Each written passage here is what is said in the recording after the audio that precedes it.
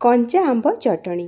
एबे तो आंबर सीजन चलती हुए तो आपण माने कंचा आंबरे चटणी बनैकी खाई सारिबेनी, किंतु थरे मो स्टाइल रे बनै देखंतु ना, आपण को बेसी स्वादिया लागिवो।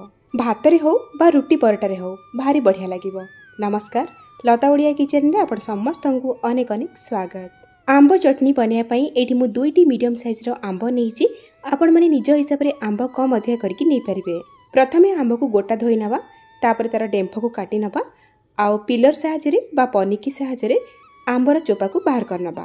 दर्शक बंधु, आज रेसिपी जदि आपको टिके भी पसंद आसिबो, वीडियो को लाइक करेंगे, शेयर करेंगे। चैनल रे जदि आपण माने नुआ ताले प्लीज सब्सक्राइब करनेबे। फेसबुक पेज रे देखुतिले फॉलो तो निश्चय करेंगे।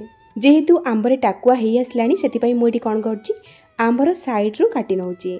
जदि आंबरे टाकुआ हेई नथिबो, आपण माने आंब को दुई फाळ करी काटी नेबे, आ केवल कोइली को बाहर करके पूरा आंब को नै पारिबे। तो ये काटी सारा पर आम टाकुआ को बाहर करनबा। आउ बड़ खंड आंब गुड़ी को ये छोट छोट खंड में काटी नबा, जो ग्राइंड कला बेले सुविधा हम। नबा गोटे मिक्सी जार और से कटा आंब सबको देदबा। आंब चटनी बेसी स्वादिया लगे, से आम 2 ରୁ 3 बड़ चामच नबा फ्रेश नड़िया कोरा। बिना नड़िया कोरारे मध्य आंब चटनी बनई पारिबे, किंतु नड़िया कोरा थरे देकी देखंतु बहुत बढ़िया लागिबो। 2टी सुखिला लंका दबा, आपण माने कंचा लंका नै पारिबे। 3-4 कोला रसुण दबा। एठी मु छोट प्याज 7 ରୁ 8 कोला नेइची, आपण माने फाळे प्याज को काटिकी नै पारिबे। आधा छोट चामच गोटा जीरा दबा। आउ राग पई तो आमे सुखला लंका देइची, केवल कलर पई आमे गोटे छोट चामच काश्मीर रेड चिली दबा। स्वाद अनुसार दे दबा लूण, आउ हाफ इंच रो कटा अदा दबा। आउ भल कलर पई 2-3 पिंच आमे हळदी गुंड दबा। एबे आमे आकु चिकन करके ग्राइंड करके नै आसीबा। जदि बाटिला बेले असुविधा होउची, आपण माने 3-4 चामच पानी देकी मध्ये आकु बाटी परिबे, किंतु एभली बहळिया ही रखिबे। जेहेतु आंब चटनी ये अधिक चिकन हबनी, बाटिला बेले हल्का दरदरा होइकी रहइबो, जहाँकि खाइबा पई भल लागिबो। आपण माने चाहिले चटनी को एभली खाइ परिबे, किंतु आहुरी याको फ्लेवरफुल करिया पई आमे एथिरे छुंक बा तड़का लगेबा। सेति पई फ्राई पैन गरम करची, आ सेतिरे गोटे बड़ चामच दबा सोरिष तेल। सोरिष तेल नेबे, टेस्ट भल आसीबो।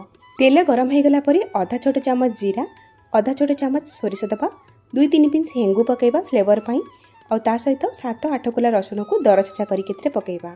और दबा किछि भुर्संग पत्र, ता सहित 2टा सुखिला लंका दबा, और मीडियम फ्लेम रे किछि सेकेंड पई भाजी नबा।